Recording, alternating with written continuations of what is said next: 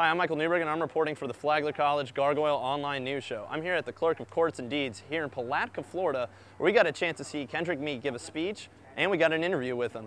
Let's check it out. And I will tell you one thing, and I give you this commitment, they're going to have to go through me if they're going to touch Social Security as far as I'm concerned. Hi, I'm here with Rosemary Anderson, the chair of the Democratic Executive Committee here in Putnam County at Palatka, Florida. Now, what is the plan for Kendrick Meek and Democrats as a whole this November coming up? Well, first, of course, get elected. And that we have to do by lots of voter contact.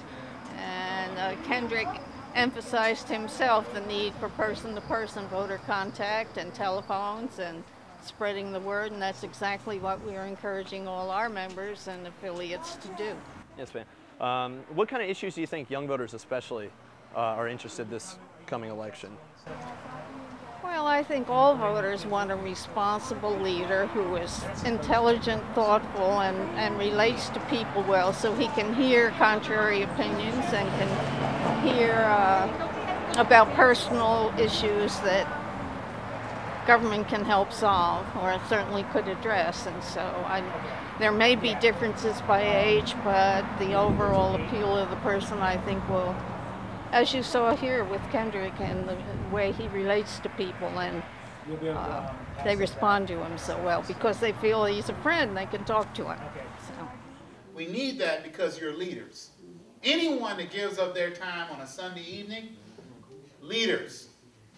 And people look to you for leadership and direction.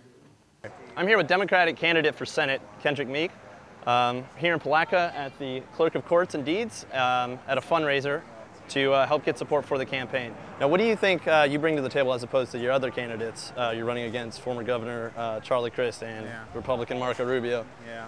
Well, today's rally today was about informing Palatka residents and Putnam County here that I'm the only candidate that has stood up for the people of the state of Florida in a way that people need a leader to stand for them. Not only in political times, but in times of leadership.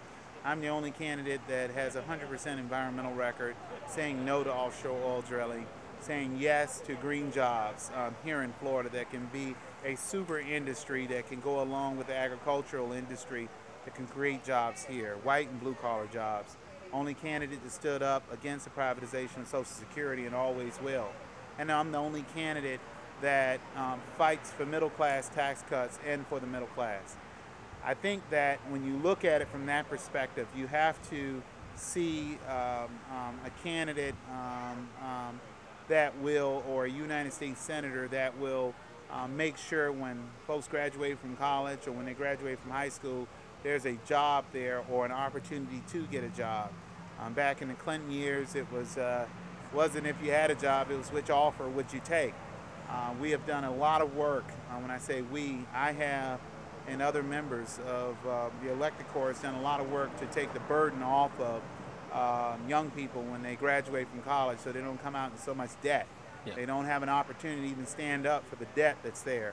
They can't even get an apartment. They can't even get a house. They can't have problems getting a car. And having to get take a car under high interest rates is going to take them further under. So we're out today making sure that we deliver the message. What Marco Rubio and Charlie Crist are talking about, they're talking about where we left. They want to take us back there. I want to move us forward. And I think that that message will start to resonate with Floridians as we get closer and closer to November 2nd. How are you hoping to get some of the votes out? I mean, you have the debate coming up next week. Inspire voters to let them know that I'm there for them. And I think that's a debate that will cut through party lines, will inspire Democrats, because both, and independents, both the candidates that I'm running against have a very long history of standing up for the special interests. And the fact that Marco Rubio has a very strong stance on a number of issues that Floridians don't see eye to eye with. He got his birth from the Tea Party movement. His early endorsements and still endorsements are people like Dick Cheney and Sarah Palin and others that are out there that a majority of Floridians don't agree with.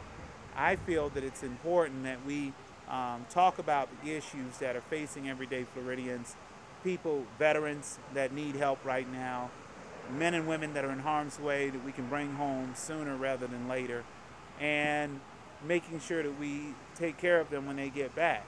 You know, going to war is going to war, but taking on the responsibilities of war, when folks have post-traumatic stress syndrome that are my age and your age, and they need help, who's going to be passionate about helping them?